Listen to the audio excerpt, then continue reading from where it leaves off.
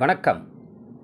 வாழ்க நலம் YouTube channel உங்கள் ஃபோட்டோ காந்தி. தென் சென்னை தெற்கு மாவட்ட கழக செய்திகள். கோடை வெயிலை முன்னிட்டு தாகம் தீர்க்கும் நீர்மோர் பந்தல் திறப்பு விழா.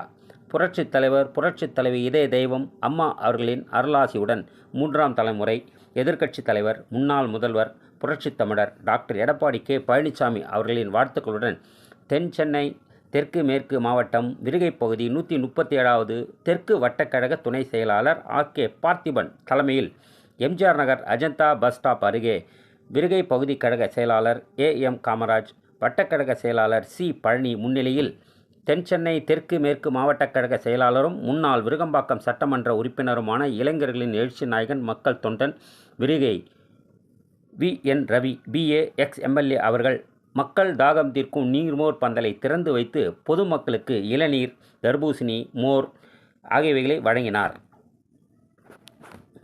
நிகழ்ச்சியில் T S. Arumugam, P. Selvamani, Baby Muthukrishnan, S. Yogab, T. Arunkumar, G.